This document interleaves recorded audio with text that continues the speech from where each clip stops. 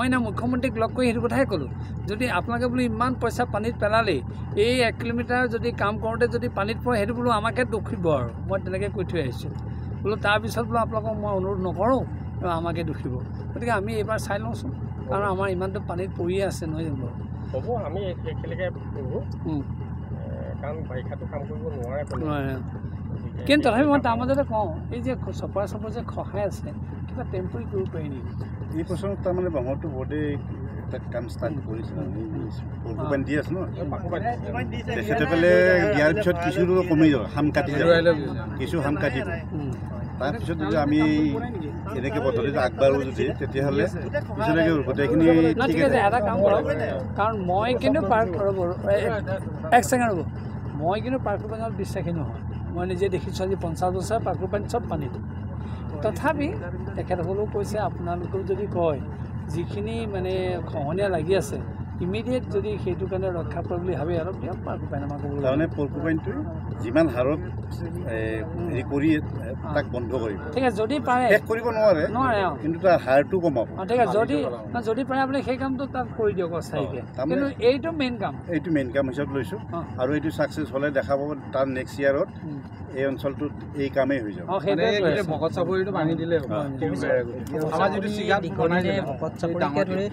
বৃহত্তৰ নামনি মাজুলী অঞ্চলৰ সুৰক্ষাৰ বাবে চৰকাৰী পক্ষকো দাবী জনাই আহিছে আজি ৱাটাৰ ৰিচোৰ্চৰ লগত আহি পেলাই ভকত চাপৰিৰ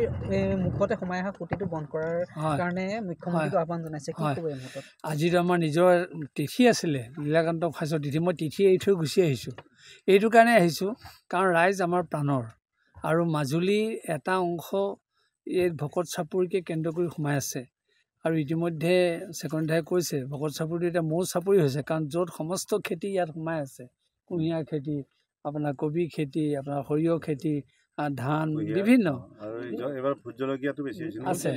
গতিকে এই যদি অংশটো খহি যায় তেতিয়া মাজুলীৰ সেই মূল যিটো উৎস সেইটোৱে নাইকিয়া হৈ যাব আৰু এই মানে চেনেলটো যদি সোমাই যায় কমেও 30-32খন গাঁও গুচি যাব কেইবাখনো সত্ৰ যাব মাজুলীৰ এটা অংশ আধা অংশ গুচি যাব আমি যি মাজুলীক কেন্দ্ৰ কৰি আমি অসমক প্ৰতিনিধিত্ব কৰে বুলি কৈ আছোঁ গতিকে সেই মাজুলী যদি আধা অংশ গুচি যায় তেতিয়া আমাৰ কাৰণে ইয়াতকৈ আৰু দুৰ্ভাগ্যৰ বিষয় কি হ'ব গতিকে সেইকাৰণে এই কথাটো অনবৰতে বুকুত বাজি থাকে আৰু তাৰ কাৰণেই যেতিয়াই য'তেই পাওঁ সুবিধা পাওঁ চৰকাৰী পক্ষকো জনাওঁ তেখেতসকলকো জনাওঁ আৰু ইয়ালৈও আহি থাকোঁ আজিও সেইকাৰণে তিথিটো এৰি গুচি আহিছোঁ যে কেনেকৈ আমি ইয়াৰ এটা স্থায়ী সমাধান কৰিব পাৰোঁ আৰু আজি মোৰ তেখেতৰ লগত কথাখিনি অকণমান মিল হৈছে সেইকাৰণে মই অকণমান আজি আত্মসন্তুষ্টি লাভ কৰিছোঁ আৰু যদি আমি ভবামতে এই 1 কিলোমিটাৰ আমি পৰীক্ষামূলকভাৱে এই কাৰ্যত কৃতকাৰ্য হওঁ আমাক কিন্তু বহুত প্ৰকাৰে ই মানে আমাক ৰক্ষণাবেক্ষণ দিয়াত সহায় কৰিব মই সেইটোকে আজি আৰু মানে আশা কৰিছোঁ আৰু দেই আৰু এইটো ঠিক গোবিন্দ মহাপুৰুৰ কৃপা লাগিব আৰু তেখেতসকলৰো কৰ্মতৎপৰতা লাগিব আৰু আমাৰ অভিজ্ঞতা নাই আমিতো ইঞ্জিনিয়াৰ অৱশ্যে একো নহয় আমি নৈপৰীয়া মানুহ হিচাপে আমাৰ আৱেগটো আছে কিন্তু তাৰ লগতে ক্ষুদ্ৰ অভিজ্ঞতাও আছে গতিকে সেই অভিজ্ঞতাখিনি আমি ব্যক্ত কৰিছোঁ আৰু তেখেতসকলে সেইটো ইতিমধ্যে মানি লৈছে আৰু তেখেতে নিজেই কৈছে আপুনি অহাৰ কাৰণে ভাল হ'ল এটা আমাৰ বুজাবুজি হ'ল নহা হ'লে হয়তো তেখেতে এটা বুজি থাকিলেহেঁতেন আমি এটা ভাবি থাকিলোহেঁতেন গতিকে সেইকাৰণে আমি আশা কৰিছোঁ যে অদূৰ ভৱিষ্যতে তেখেতৰ নেতৃত্বত ইয়াত আমাৰ ভকত চাপৰি ৰাইজে অন্ততঃ ঘাটৰ পৰা ধৰি এটা ভাল সুৰক্ষা লাভ কৰিব ভকত চাপৰিৰ লগতে বৃহত্তৰ নামনি মাজুলী ভকত চাপৰি বুলি কোৱাৰ লগে লগে গোটেই মাজুলীৰ কথা আহিবই আৰু আমি কৈছোঁৱে ভকত চাপৰি যোৱা মানেই নামনি মাজুলীটো যাবগৈ আৰু এইটো কৰি দিয়াৰ লগে লগে খুঁটিটো বন্ধ হৈ যাব আমাৰ বহুত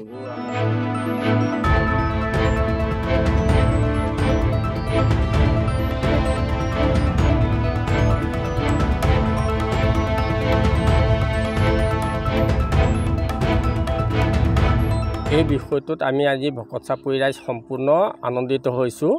আৰু তেখেতসকলে অইন নহয় আমাৰ আউনীআটী সত্ৰৰ শ্ৰদ্ধাৰ পূজ্যপাত সত্ৰাধিকাৰ প্ৰভু ঈশ্বৰে এককভাৱে ভকত চাপৰি অঞ্চলক সুৰক্ষা প্ৰদানৰ ক্ষেত্ৰত যি বলিষ্ঠ ভূমিকা লৈছে জয় জয়তে প্ৰভু ঈশ্বৰলৈ আমাৰ ফালৰ পৰা সেৱা নিবেদন কৰিছোঁ আচলতে আপোনালোকে আমাক সোধে তুনি খুঁটি আচলতে এইটো তুনি খুঁটি নহয় আপোনালোকে আগলৈ নিউজ কৰিলে কথাটো অকণমান শুধৰণি কৰি দিব এইটো তুনি খুঁটি নহয় তুনি খুঁটিটো এই খুঁটিৰ পৰা আগত আছে এটা সৰু খুঁটি যিটো বামুণ গাঁৱেদি সোমাই আহিছে আৰু ব্ৰহ্মপুত্ৰ নদীৰ লগত সংযোগ আছে। এতিয়া প্ৰায় ক্ৰমান্বয়ে তুনি খুঁটিটো ডিপাৰ্টমেণ্টে খান্দি পেলাই অকণমান বহল কৰিছে। তাৰ পাছতহে আমাৰ এই ব্ৰহ্মপুত্ৰ সৰু নলাটিটি আছে। এই ব্ৰহ্মপুত্ৰ এটা সৰু চেৰা খুঁটি বুলি কওঁ হওক আমি। এই খুঁটিটো খৰালি হোৱাৰ লগে লগে ই বন্ধ হৈ যায় আৰু বাৰিষা অহাৰ লগে লগে মানুহৰ এটা বিভীষিকাৰ সৃষ্টি কৰে। এই খুঁটিটো বন্ধ কৰি দিয়াৰ লগে লগে আমাৰ ভকত চাপৰিত থকা 16খন গাঁৱক যোগ কৰি পেলাই আলিমূৰ বকুৰাৰ পৰা ধৰি আপোনাৰ কৰ্দৈগুৰি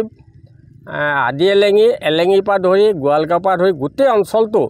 আমাৰ ভকত চাপৰিয়ে সুৰক্ষা প্ৰদান কৰি আছে।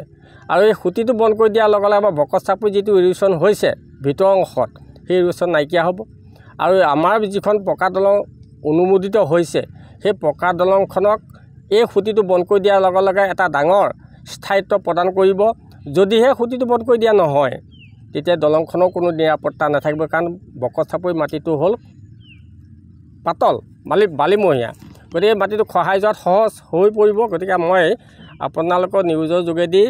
বিভাগীয় বিষয়াক অনুৰোধ কৰোঁ, আপোনালোকে তাৎক্ষণিকভাৱে ভকত চাপৰি সুৰক্ষা দিশত যাৱতীয় কাম কাজত আগবাঢ়ি যাব বুলি আৰু ভকত চাপৰি মানুহক সুৰক্ষা প্ৰদান কৰিব বুলি মোৰ ফালৰ পৰা আপোনালোকলৈ বিনম্ৰ গুহাৰি জনালোঁ।